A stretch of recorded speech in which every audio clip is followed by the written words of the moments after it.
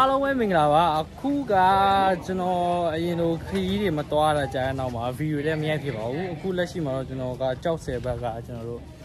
စွန်ရင်အင်းကိုကျွန်တော်90မက်ကဂျင်အားအဖွဲ့စီနေပေါ့နော်ကျွန်တော်ရောက်ရှိနေပါတယ်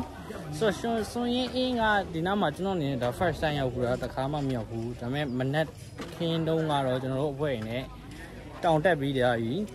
hiking လုပ်ထားတယ် hiking လုပ်ပြီးအပြန်မှာကျွန်တော် lunch နေ့လယ်စာဝင်ဆိုင်နဲ့ကျွန်တော်တို့စွန်ရင်အင်းကိုဝင်လာတာဖြစ်ပါတယ်ဆိုတော့စွန်ရင်အင်းကိုစွန်ရင်ရဲ့လ view လေးကိုကြည့်ကြည့်မှဆိုရင်ကျွန်တော်ဗီဒီယိုလေးကိုအခုထိကြည့်နေဆိုတော့မြင်ရပါတော့ကျွန်တော်ဟိုဘက်ကိုတစ်ချက်လဲပဲရမယ်ကင်မရာကကျွန်တော်ကင်ပြီးရတယ်ဆိုတော့အဆင်ပြေဘူးပေါ့နော်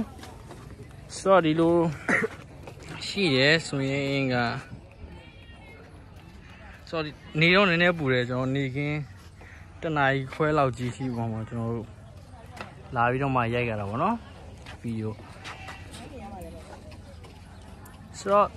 တစ်တော့ရိုက်နေတယ်ဆိုတော့ကျွန်တော်အနေနဲ့ဗီဒီယိုတွေမရိုက်တာ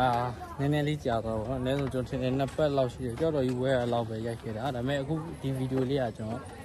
စွန်ရင်ကိုရောက်ရှိနေတဲ့ဥစ္စာလေးကိုကျွန်တော် sharing လုပ်ပေးတာဒီမှာဆက်လီတော့စီးလို့ရတယ်ကျွန်တော်အဖွဲ့ကကျွန်တော်ဟိုမှာ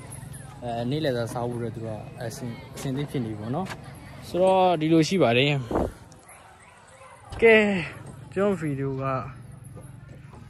တိတ်တော့အဆင်ပြေမယ်တော့မထင်ဘူးဒါပေမဲ့ကျွန်တော်ဗီဒီယိုအဆုံးထိကြည့်ပေးမယ်လို့မျှော်လင့်ပါတယ်ကျွန်တော်နောက်ထပ်ဗီဒီယိုတွေမှာပြန်တွေ့မယ်ခီးသွားပဲဖြစ်လေးလိုက်ခီးသွားပဲဘယ်ပဲတော့ကျွန်တော်ဗီဒီယိုလေးကိုကျွန်တော် sharing လုပ်ပြပေးတော့မှာဖြစ်ပါတယ်ဆိုတော့နောက်ထပ်ဗီဒီယိုမှာကျွန်တော်ပြန်တွေ့ကြမှာအားလုံး see you guys